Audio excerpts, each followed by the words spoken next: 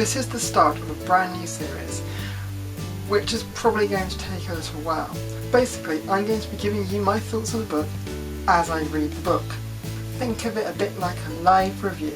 This way we shouldn't miss anything, and because this will be going up in parts each week, you can read along and we can discuss it in the comments. I'm only going to use popular books for this series and books that I think most people have already read, simply because I want to spoil as few people as possible, because let's face it, this kind of series is going to get very, very spoilery.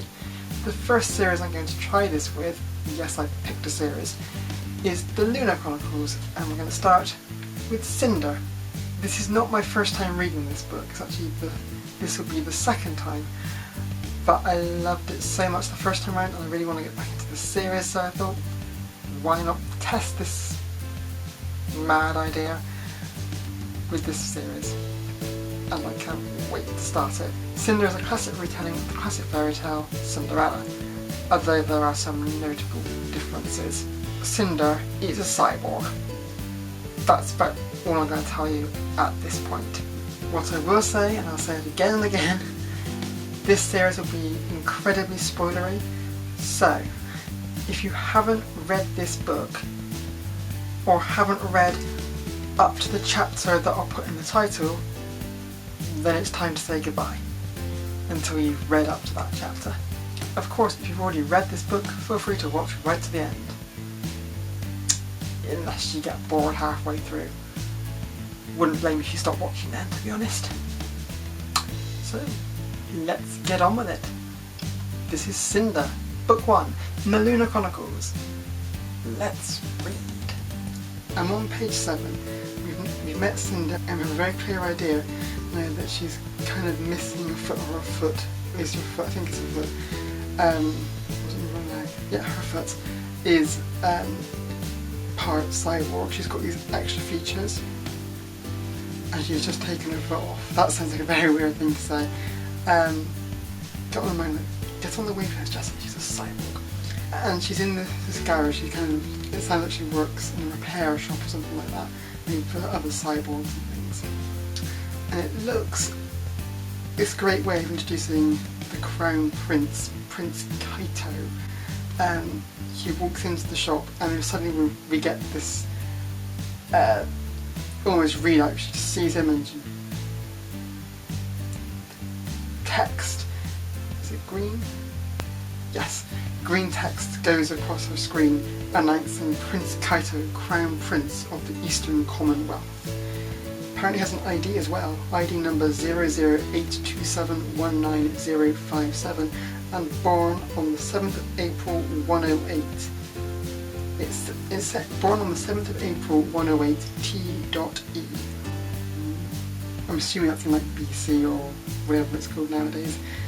And apparently this person has FF 88,987 media hits. Has some stats.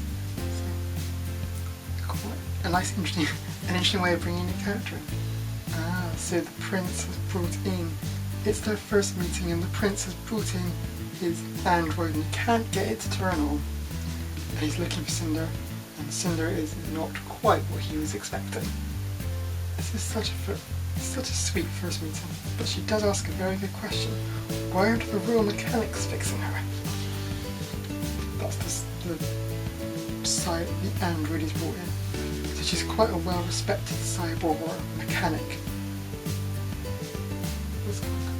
Oh, I forgot to mention, it's also set in New Beijing. I had actually forgotten when I first came to this, I'd forgotten that.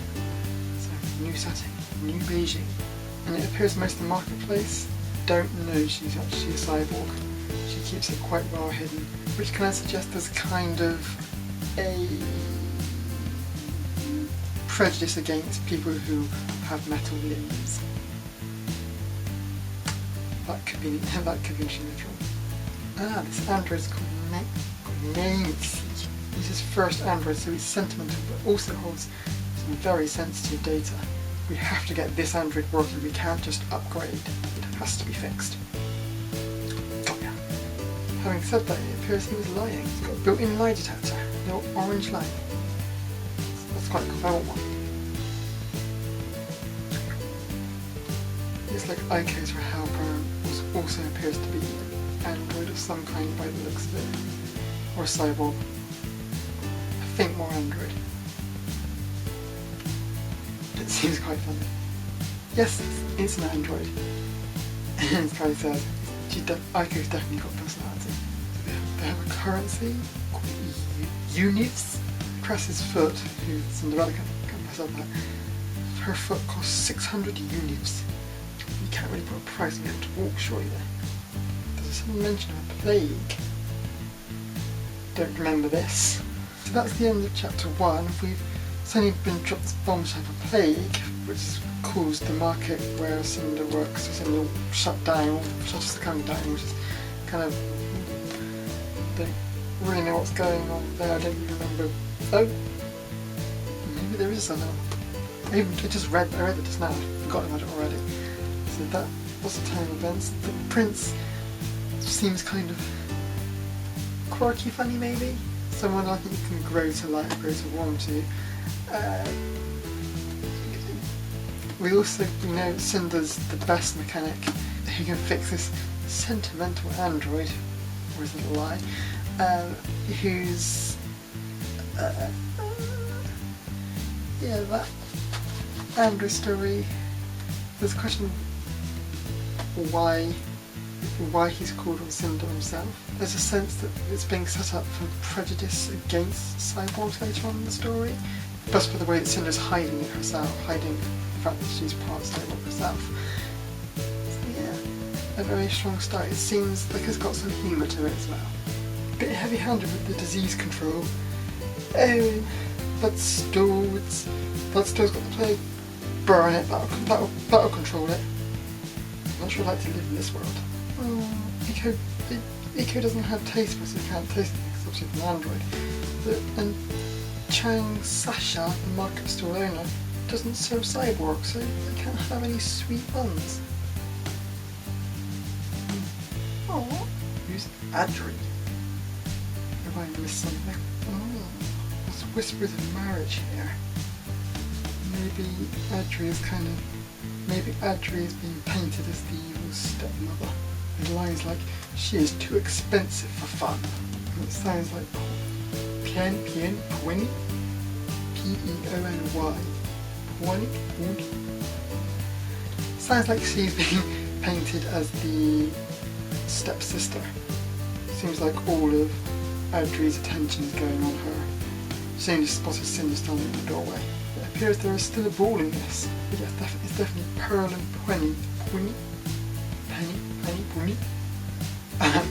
Are the stepsisters and Adri is the stepmother. That sounds a bit harsh. Cinder effectively belongs to Adri. She's not one of them, she belongs, just like any other toy or other android. But that's a bit mean, a bit sad. And there's the deal.